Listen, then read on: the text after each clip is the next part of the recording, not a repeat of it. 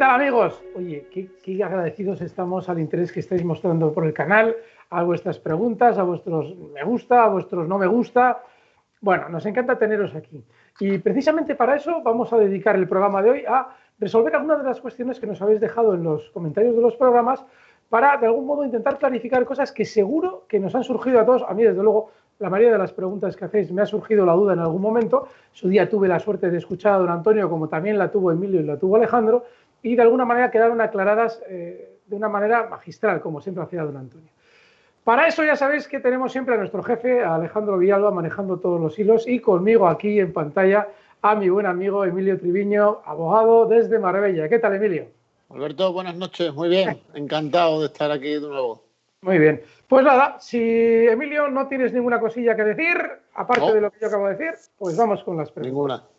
En el programa de respuestas, a otro programa anterior de respuestas de vuestros comentarios, José Miguel Domínguez Leal, muchas gracias José Miguel, hacía esta pregunta, decía, ¿cómo podría afectar a la economía el desarrollo de la libertad colectiva? Vale, aquí voy a meter yo la cuchara y luego si Emilio quiere que intervenga él también. No se puede saber a priori nunca cómo va a afectar, porque en la economía hay muchos más factores que el factor de que un pueblo o una ciudadanía viva en libertad colectiva, es decir, haya esa separación de poderes de la que hablamos y haya un poder que esté controlado.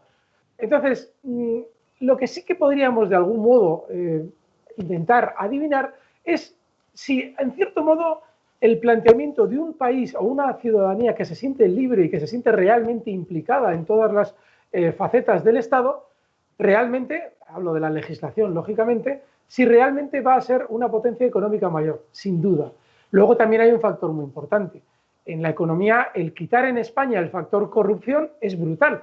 De hecho, yo en muchas tertulias políticas siempre digo, vamos a ver, ¿cómo podemos estar haciendo previsiones de tal o cual circunstancia económica si hay factores que no se tienen en cuenta, como por ejemplo la corrupción que hay en España y todo el dinero que se va en corrupción? No solamente la corrupción de un ministro al comprar unas vacunas o en un momento determinado asignar los contratos a sus amigos, no. Toda la corrupción que hay en la estructura estatal española, toda, desde el gobierno hasta los gobiernos de las autonomías, hasta las alcaldías, es tan brutal, es un factor del Estado, es un factor de gobierno de tal calibre que en una situación con libertad colectiva en la que los ciudadanos hacen las leyes y los gobernantes no tienen más remedio que acogerse a esas leyes, la corrupción tiene que ser menor, seguro. Y al ser mucho menor, que de seguro lo sería, pues lógicamente la economía tiene todos los visos de funcionar muchísimo mejor. Todo ello incluir que, lógicamente, unos gobernantes que no están ahí para lucrarse a sí mismos, sino para, lógicamente, velar por los intereses de los ciudadanos, van a tomar decisiones en el plano económico muchísimo mejores. No lo sé, podemos dar muchos aspectos de cómo funcionaría esa economía, pero no podemos saber si es una economía liberal o no, porque eso es ya parte de la jugada, ¿vale? Y en la jugada no nos tenemos que meter. Será ya el momento en el que los ciudadanos puedan elegir a su gobernante, cuando pueda ese gobernante decidir qué tipo de política económica va a llevar a cabo.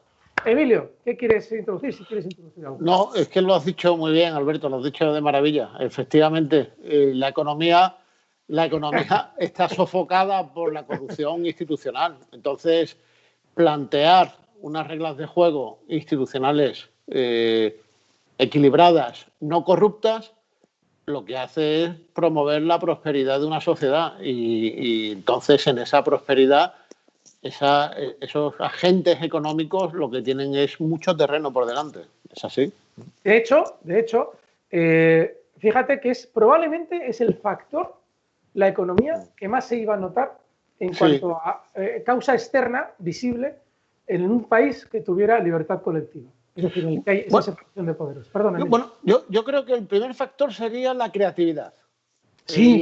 La libertad de pensamiento, Alberto. Yo creo, o sea, es un intangible,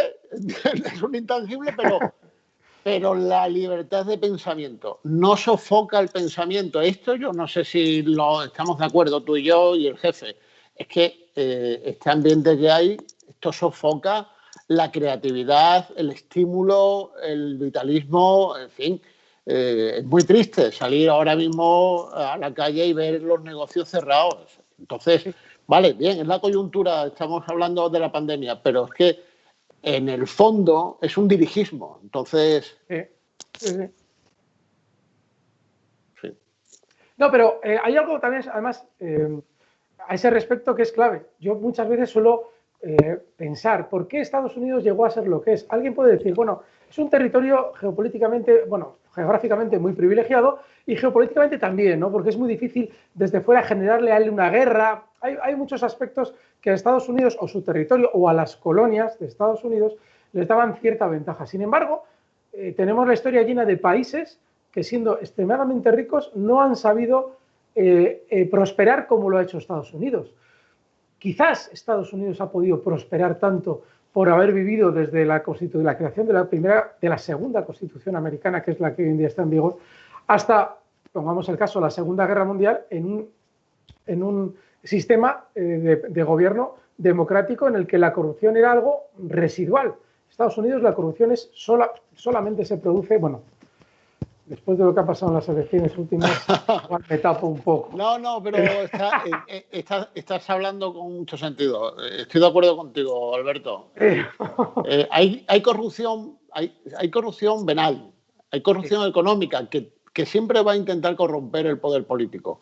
Lo que está por ver es si el poder político está corrompido. Y ahí tú sabes que tú y yo tenemos alguna diferencia, pero estamos atentos a la evolución de la historia contemporánea, a ver qué va a pasar con Estados Unidos. Yo confío en la libertad política colectiva que conquistó la sociedad, el pueblo estadounidense, y yo tengo la esperanza de que la sociedad estadounidense hará las enmiendas necesarias para pulir esos conatos que van contra las instituciones políticas. Yo tengo esa esperanza.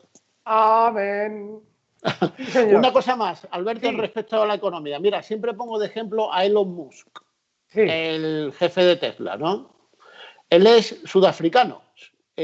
Hace tiempo leí una cosa muy curiosa, biográfica suya, yo creo que es cierto, lo leí en la Wikipedia. Parece ser que cuando él terminó de estudiar en la universidad en Sudáfrica, ya con 21 o 22 años, le dijo a sus padres que se iba a Estados Unidos, que era el único país del mundo donde se podían hacer grandes cosas. O sea, lo tenía clarísimo. Lo tenía clarísimo. O sea, que... Bueno, fijaos lo que ha pasado estos días. Ahora, según hacemos el programa, ya han pasado varios días desde que ha vuelto a aparecer Jack Ma, el responsable, se supone que es el dueño del imperio de Alibaba. Ha estado 2 o 3 meses en conserva, del que no se sabía nada y... No me digas. Sí. ¿Ha aparecido entonces? ¿Ha aparecido? Ha aparecido. Y además, yo le he escuchado, yo no sé si el vídeo que yo vi es el de sus declaraciones en la aparición, pero tenía mala pinta, pero no mala pinta de que lo hubieran torturado ni cosas de esas, sino daba una sensación de falta de energía, ¿no? Como de realmente, de falta de que... Cuando una persona está en un estado creativo y está entusiasmada, ¿no? Como se le veía en otros vídeos, ¿no? De los que ponen en YouTube en los buenos tiempos, ¿no? Esta intervención yo la he visto ahí sentado, igual es de otro momento, me estoy equivocando, pero la que yo he visto era como una especie de sofá sentado, una cara como así de poca cosa, no sé, una cosa extraña. Pero sí, fíjate, precisamente lo que es el caso opuesto. Jack Ma en China, que es un país cuya economía está estatalizada, y Elon Musk que emigra a un país en el que dice, bueno, yo soy un fenómeno y el único sitio en el que tienen cabida mis futuros proyectos. Sí. Perdona, Emilio. No, nada, que decía, que tienen cabida los proyectos, decía, claro. Vale, nos hemos alargado, pero era muy importante porque la pregunta de José Miguel, para que se vea la importancia de la libertad colectiva en nuestras vidas de manera contante y sonante, y nunca mejor dicho, es clave. A ver, 2 progres muy progres. Me gustaría saber vuestra opinión sobre la geopolítica de los acuerdos entre Estados Unidos, Israel y Marruecos y lo que nos espera. 2 progres muy progres. Ni idea. No, es un tema que no te... Es más, para que os hagáis una idea, antes todas estas preguntas, el jefe nos las ha estado poniendo aparte. Tenemos aquí un documento aparte que se ha currado el jefe. Entonces, claro, nosotros vamos leyéndolas, ¿no? Y antes, claro, como somos, que estamos hablando de política antes de empezar el programa y no estamos preparando nada, pues hemos leído las 2 o 3 primeras. Y cuando hemos llegado a la segunda, decimos, esto un día le llamamos a Héctor Martín Barahona o llamamos a este otro y Alejandro González creo que era, ¿no? Que decías tú, Emilio. Sí, Alejandro González. Que nos echen una mano. Bueno, pues intentaremos algún día contar de los que saben de este tema y que os lo expliquen mejor que nosotros. Emilio, ¿tú quieres decir algo? No me veo capacitado. La pregunta se la trae. Vale. El señor del plató dice... No, el señor del plato, no tiene acento. Dice, durante un supuesto periodo de libertad constituyente, ¿se debería dar cabida a un referéndum para determinar la organización territorial en el que se contemple la organización federal? Por lo que entiendo y por lo que defendió don Antonio siempre, eso es algo absurdo porque se federa aquello que está separado y este no es el caso de España como nación. Don Antonio, ¿cómo determinó que debía ser el periodo de libertad constituyente? Otra pregunta para la que ya tenemos, no os vamos a decir quién porque no hemos hablado con él todavía, un especialista para que lo desarrolle muy al detalle. ¿De acuerdo? Emilio, ¿tú quieres hacer alguna referencia al comentario de Ercello? Sí, tanto la pregunta como el comentario la comparto, o sea, tienes razón. Sí. Es que España no tiene ningún antecedente, bueno, vamos a ver, en la Primera República, ¿no? Pero en realidad no hay trayectoria histórica, no tenemos tradición histórica y no tiene sentido ninguno. No tiene sentido ninguno. Muy bien. Vale, otra pregunta de José Miguel Domínguez Leal. Dice, ¿pensáis que la corrupción viene de arriba hacia abajo o al contrario, que viene de la sociedad a la oligarquía? Preguntón. Sí. ¿Tienes algún criterio, Emilio? Yo tengo uno así que os diré ahora y viene de un comentario de don Antonio, que luego le estuve dando yo vueltas. Sí, yo también. Yo no sé si vamos a coincidir en el mismo, pero yo voy a apoyarme en lo que recuerdo de don Antonio. Don Antonio siempre mencionaba al rey Juan Carlos I, ¿no? Decían que era la cabeza de la monarquía y que a partir de ahí, ¿no? Pues daba un ejemplo. Y hay una expresión que yo creo que don Antonio también la mencionó, la de cuius regio eius religio, ¿no? Según la religión del rey, así serán sus confesiones. Eso. Claro, es que le imprime. Al final, el monarca o el gobierno es el que imprime carácter a la sociedad. Sí, así es. La famosa frase era el pueblo tiene la religión de sus reyes. Sí. Y si el rey es corrupto, el pueblo es corrupto. De manera que yo estoy totalmente de acuerdo con Emilio también. Es decir, imaginaos que porque claro, en el sistema de libertad colectiva, claro, alguien dirá, bueno, es que él habla es como si fuera la panacea. Estamos hablando simplemente de que haya una justicia como Dios manda, si es que se utiliza la expresión. Estamos hablando de que haya un control del poder. Estamos hablando de que el que gobierna no haga las leyes que tiene que cumplir, que es un despropósito. Y lógicamente en un sistema así es más probable que llegue al poder a ser presidente una persona honrada que una como las que hemos tenido. Entonces, al final es más posible también que no solamente en cuanto a los efectos externos de esa no corrupción que es la economía veamos un beneficio, sino también en lo moral. En el momento en el que hay un amor por la verdad y no estar continuamente con todos estos rollos del consenso y todas estas historias de estar todos de acuerdo para poder robar entre todos, pues lógicamente si tenemos un presidente así, con un sistema que le ha hecho llegar hasta ahí, todo el país lógicamente va a funcionar de una manera más coordinada. Sí.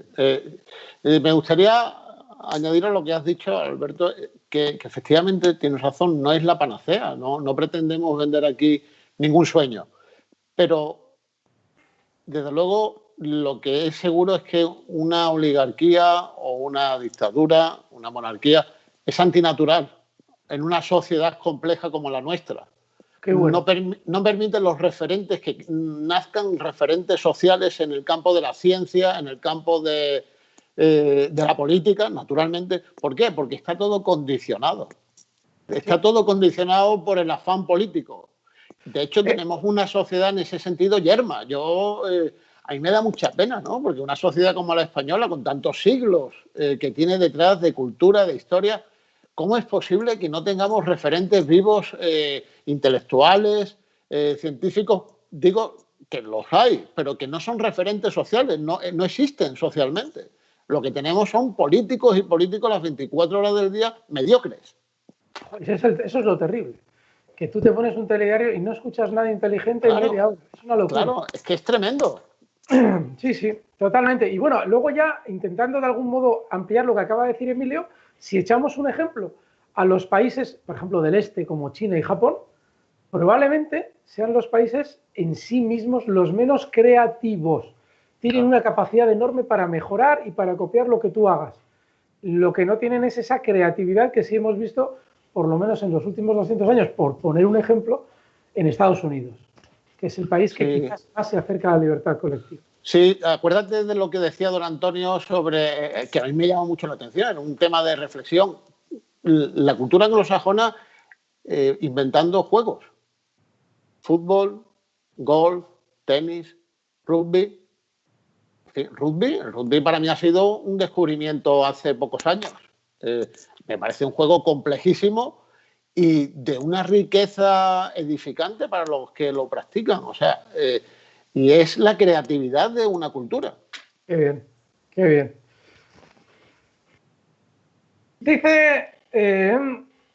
Dice Víctor Cuenca, dice, me surge una duda que ya la hice en un programa anterior, cómo hubiera sido nuestro país si no hubiéramos tenido el euro. ¿Es posible un futuro sin él? ¿Que cómo hubiera sido nuestro país? Pues el problema, mira, yo siempre he explicado y siempre explicaré que el problema del euro es que estamos en una moneda que no es una moneda que se emita por parte del Banco Central Europeo con unas normas y unos condicionantes que nos beneficien. ¿Por qué? Porque se emite con las normas y condicionantes que impone Alemania. Y eso significa que como nosotros no tenemos una economía ni similar a la alemana, que es una economía de producción industrial casi pura y dura, nuestra economía es, pues eso, el bar de Europa. Está bien tener un gran bar en Europa, pero coño, si te ha tocado a ti el bar de Europa y toda la política de la emisión de moneda se hace en función del país dominante, que es Alemania, que tiene una economía muy diferente a la tuya, tienes un gran problema.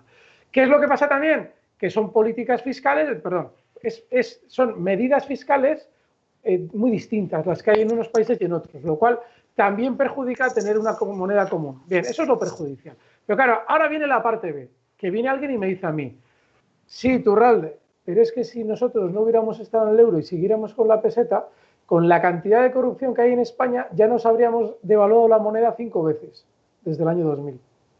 Oye, y no le falta razón. No le falta razón. El tener el euro es una especie de arma que de algún modo blinda el poder adquisitivo de vuestra moneda hasta cierto punto. Lo blinda. ¿Por qué? Porque, hombre, lo que hoy podéis comprar en Europa con un euro, lo vais a poder comprar más o menos mañana. Pero es que si vuestro gobierno puede devaluar su propia moneda, eso puede cambiar de la noche a la mañana seguro. Y convertirnos, o por lo menos asumir ya que somos un país débil o pobre, porque tú cuando devalúas la moneda no es que estés haciendo débil al país, es que estás reconociendo la debilidad del país de un día para otro. Así es que eso es lo que yo creo. ¿Qué pasaría si no hubiéramos seguido? Pues no lo sé, porque con malos gobernantes, como los tiene un país como España, que no tiene libertad colectiva, se tiene que vender al mejor postor, que es lo que hacen. Con un buen gobernante, con libertad colectiva, tú no necesitas el euro, porque lógicamente vas a llegar a acuerdos, llegado el caso, bilaterales, incluso con la Unión Europea, si hace falta, desde fuera. Ya lo veréis como Inglaterra lo hace. Inglaterra se ha ido a la Unión Europea, pero ya veréis cómo hace Reino Unido. Hace acuerdos bilaterales con la Unión Europea, una barbaridad, y seguramente hasta sean más beneficiosos en el tiempo. Entonces, no lo sé, pero más o menos lo que se me ocurre. Si no te, por lo que sea, no te he convencido, nos lo pones en comentarios y le damos otra vuelta. Emilio, ¿qué piensas tú de eso? No, nada que decir. Está todo dicho, Alberto. Bueno, tenemos aquí a Alexander Hamilton. Para la cinta. Espera, dice sobre la política monetaria, otra política monetaria. Entiendo el problema que tiene España con respecto a que Alemania marque la política, no, pues esto os juro que no lo he leído cuando he dicho, que marque la política monetaria de la Unión Europea, pero ¿no debería ocurrir lo mismo en Estados Unidos con estados con diferentes economías? Pues no, y por una razón. Porque Estados Unidos lo que hace es exportar inflación al mundo. A ellos no les importa para nada todo lo que sucede en la economía de manera interna con respecto a la moneda. No les importa demasiado. Sí tiene influencia, cierta influencia. Pero no, y además en todos los países hay, todos hay economías distintas. O sea, yo qué sé, en Euskadi tenemos una forma de funcionar muy distinta a otros sitios de España, y en Extremadura tendrá una muy diferente a otros sitios de España. No creo que llegue hasta ese punto. Pero en el caso de Estados Unidos hay un matiz más, y es que al ser ellos los que emiten la moneda hegemónica a nivel mundial, exportan la inflación a los demás, y los problemas económicos, no escucháis muchas veces eso de que Estados Unidos tiene una deuda de no sé cuántos trillones y todas estas cosas que cuentan. ¿Y qué? ¿Quién se la va a cobrar? Es decir, ¿quién le va a obligar a pagarla si tiene el ejército? ¿Vale? Moneda hegemónica, ejército para protegerla, el campesino de Texas le da lo mismo. Emilio, ¿qué piensas?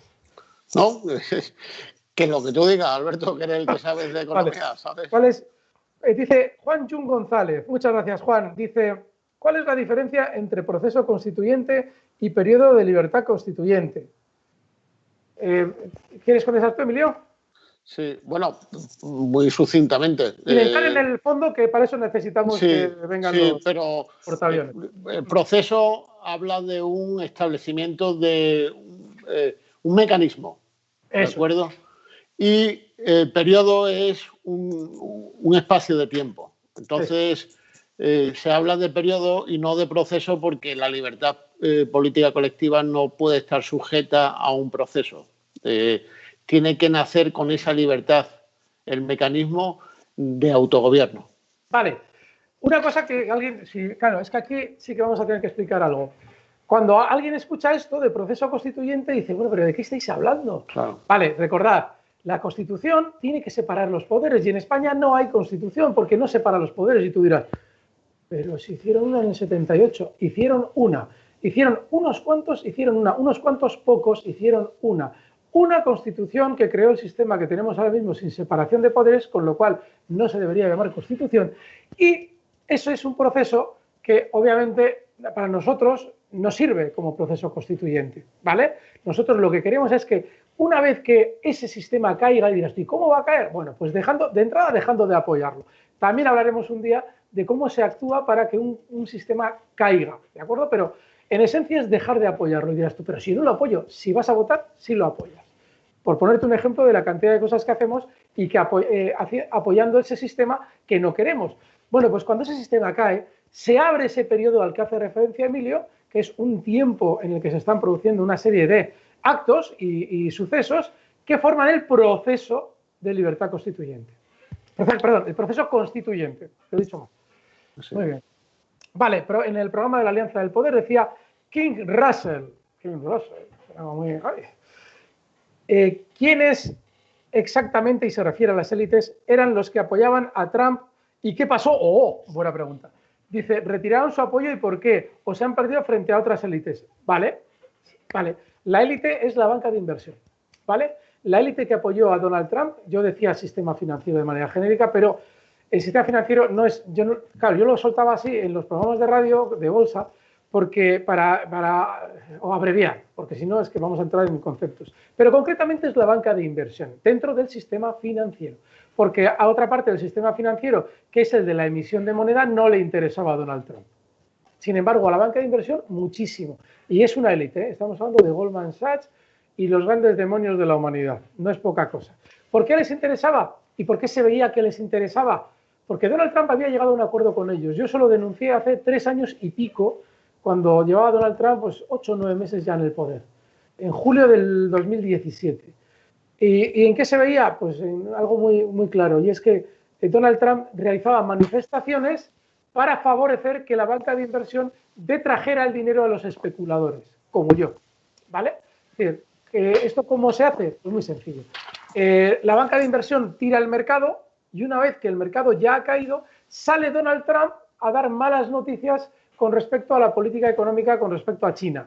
¿Para qué? Para que se generen todos los debates en todas las tertulias del mundo, como así fue, en el que se genera una sensación negativa sobre la economía, los especuladores venden sus títulos que compra la banca de inversión, para eso los ha hecho caer, y luego los hace subir, y nadie entiende por qué suben, porque seguimos todavía con la sensación negativa de Donald Trump, hablando de que va a poner tales sanciones a China, tales cosas con China, o se va a meter con Kim Jong-un, todo eso que recordáis de Donald Trump, ¿vale? Bien, pues una vez que han subido todos esos títulos que ha comprado la banca de inversión, aparece el efecto contrario. De repente aparece Donald Trump diciendo, esto fue así, durante 3 años y medio, que fue cuando yo lo empecé a decir, no me equivocaba ni una, ni una. Por eso yo he llorado tanto con la marcha de Donald Trump. Bueno, pues, ¿qué es lo que hacía Donald Trump? Cuando ya habían subido los títulos, salía y decía que no, hombre, que todo esto es broma, ¿cómo me va a llevar yo con vosotros? Si sois majísimos, los europeos, que no, hombre, que no os voy a poner tantos aranceles, que van a ser casi nada, que, buenos amigos. Merkel, ya voy yo para allí. Que no, que vienes tú. Fenomenal, mira qué fiesta te hacemos. Es decir, todo ese tipo de situaciones ridículas en las que el individuo que está canalizando todo ese sentimiento en el mercado, en la bolsa, está actuando en favor de una élite muy parcial, que es la de la banca de inversión. Veremos qué es lo que pasa ahora con Biden. Yo no tengo muy buenas expectativas al respecto de lo que vaya a pasar. Ya lo iremos contando.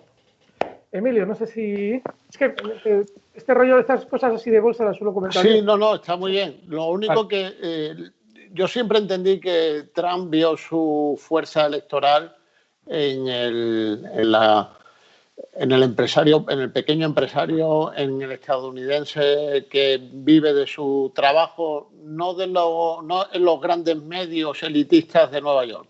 Fíjate, y acabas de dar una pauta que la tenía que haber comentado yo, y te lo agradezco, Emilio, y es que precisamente él atentaba económicamente contra los especuladores porque él no soporta a los especuladores.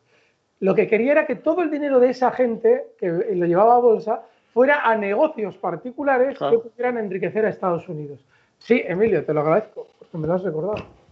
Sí, tiene sentido, tiene mucho sentido. Bueno. Vale. Goncasta 1 dice, os sugiero un programa sobre la situación en Estados Unidos. Es realmente increíble importantísimo lo que está pasando allí. ¿Qué opináis sobre el riesgo de guerra civil? Yo creo que este comentario lo hizo a un episodio anterior al de la semana pasada. La semana pasada hablábamos del tema de Estados Unidos, con lo cual ya queda contestado. Sí. El riesgo de guerra civil, bajo mi punto de vista, prácticamente nulo.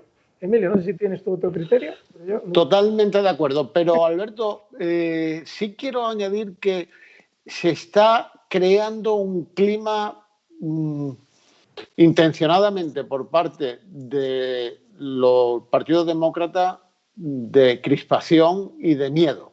Se está utilizando. Creo que ahora mismo se está solicitando que la Guardia Nacional o los militares que se fueron al acto de toma de posesión de Biden, de los 20.000 o de la cantidad, creo que ahora se van a quedar 5.000, porque parece ser que todavía hay temor de que puedan existir nuevas concentraciones violentas. Algo que no tiene sentido ninguno, pero te voy a dar otra reflexión, otro dato que a mí me pareció escandaloso. Y corrígeme si me equivoco, pero yo lo oí de pasada. Era que Pelosi había solicitado, antes de que Trump saliera de la presidencia de los Estados Unidos, había consultado al Pentágono la posibilidad de que el presidente de los Estados Unidos, Trump, pudiera hacer uso de armas nucleares. Pelosi está, mira, perdóname la expresión, pero Pelosi está como un sonajero. Claro, pero intencionadamente o malintencionadamente. Quiero decir que quieren crear esa sensación de terror en Estados Unidos. Yo no veo posibilidad ninguna de guerra civil, pero es una maniobra de crispación descaradísima, en mi opinión. Pero hay una cosa que no sé si os habéis enterado, esta semana es divertidísimo. Sabéis que los demócratas se aprovecharon de las revueltas que habían generado los grupos Antifa, los Black Lives Matter, es decir, todos estos grupos en su momento anti-Trump, pues para los demócratas eran grupos pues, de gente que tenía el derecho de protestar. Claro, el derecho de protestar era que te pegaban fuego a una ciudad o a media ciudad y a los comercios y a todo, pero es que, ¿cómo os metéis con ellos? Tienen derecho a protestar. ¿Qué es lo que ha pasado ahora? Ahora viene la buena. Que los de no sé si ha sido el de Black Lives Matter, dice que no, que esto no se acaba con la elección de Biden, que no. Y ha hecho un manifiesto, una especie de declaraciones que todas, bajo mi punto de vista, sonaban a acción directa del anarquismo. Esto ya para el que le guste la política clásica, si miráis lo que dice este señor, es acción directa del anarquismo, es decir, a tope con todo, cuanto más terror, mejor, algo así. Entonces, claro, lo divertido de todo esto es que ahora los demócratas, claro, han alimentado la bestia, la han dejado coger fuerza, han visto que podían, y claro, esos grupos ya llega un momento en el que se han podido organizar porque los demócratas durante el gobierno de Trump no han ayudado lo más mínimo y ahora se les están volviendo en contra los demócratas. Guerra civil no, lo que habrá es probablemente el ejército tomará cartas y se cargarán a unos cuantos. Ahora, tiene gracia que tú has estado alimentando el bicho y ahora el bicho dice que no, que ahora gobierna Biden. ¿Y a mí qué? Si a mí lo que me gusta es que no haya gobierno, que es una de las cosas que decía este tío. Así es que veremos lo que pasa, pues ese tema está interesante. Sí, sí. Vale. Dice, ¿qué diferencia hay? Nos dice Antonio Sebastián Aragón Gotarredona. Además es un habitual. Dice, ¿qué diferencia hay entre mandato imperativo y poder revocatorio? ¿Es lo mismo? Emilio. No. El mandato imperativo es la obligación que tiene el mandatario de cumplir con el mandato electoral conforme al compromiso que adquirió frente al elector ese mandatario. Lo que pasa es que está muy ligado, porque el poder revocatorio es la facultad que tiene ese electorado, esa circunscripción política, por ejemplo, de revocar el poder político que se le otorgó a ese mandatario por incumplir precisamente el mandato. Eso es. Es decir, es una prerrogativa, es una situación a priori. El mandato imperativo es una circunstancia a priori. Tú te elegimos para que hagas esto y si no lo haces, está el poder revocatorio, a posteriori, ¿vale? Te echamos o te cambiamos por otro.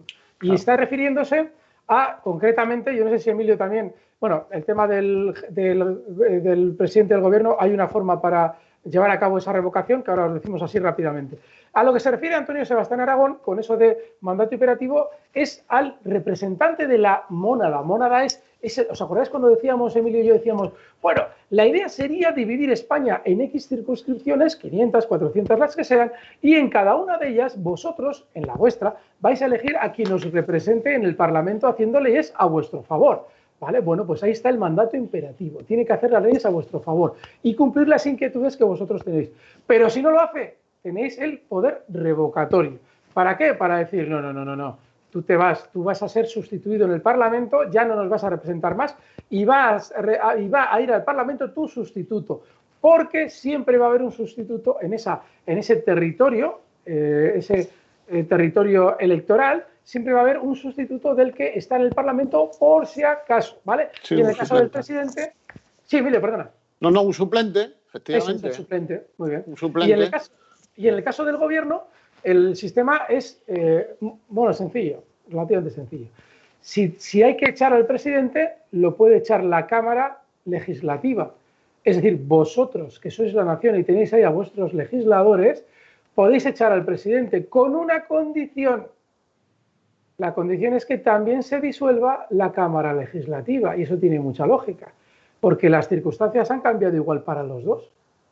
Igual vosotros estáis de acuerdo con el presidente que hay y estáis viendo que vuestro legislador va a hacer lo que vosotros pensáis que es una locura apoyando su destitución. Pues vale, entonces no le votéis tampoco a él en las siguientes elecciones, con lo cual también corre el riesgo el legislador de que si se autodisuelve a sí mismo en la Cámara, los legisladores no sean luego elegidos por su circunscripción.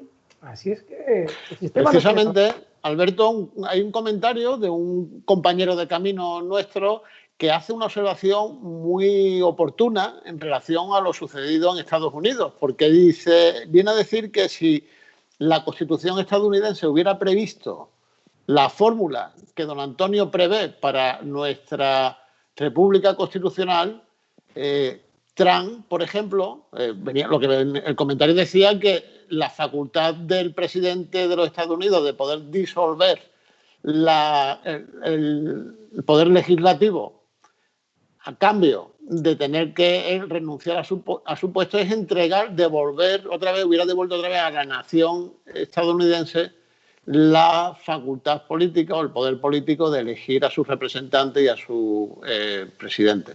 Claro, sí. O sea que... Sí. Muy bien. Oye, por cierto, qué bonita esa expresión, compañeros de camino. Camino a la libertad. Emilio. Sí. Me encanta esa expresión. Que la voy a tomar prestada para designar a los amigos que nos hacen aquí los comentarios. Me encanta, Emilio. Compañeros de camino. Y además, como lo siento, le agradezco mucho los comentarios siempre muy amables, muy alentadores. Sí, señor. Sí, os lo agradecemos muchísimo. Pues nada, chicos, que esto ha sido las preguntas que el jefe ha seleccionado, con lo cual haced más preguntas para poder contestaros si tenéis alguna duda, que no quede la duda. Que no os ha gustado, le dais para abajo. Que decís, pues mira, esto me parece que saben algo de esto y me gusta lo que dice, le dais para arriba. Ha sido Alejandro Villalba el que nos ha dirigido, nos ha llevado y va a hacer que todo esto llegue a vosotros. Y mi buen amigo Emilio, yo soy Alberto Iturralde, nunca lo digo, pero bueno, Alberto, yo soy Alberto Iturralde y tengo el inmenso placer de intervenir aquí delante de vosotros en pantalla con mi buen y gran amigo Emilio Triviño desde Marbella. Emilio, muchísimas gracias. Lo mismo digo, un abrazo. Venga, un fuerte abrazo a todos.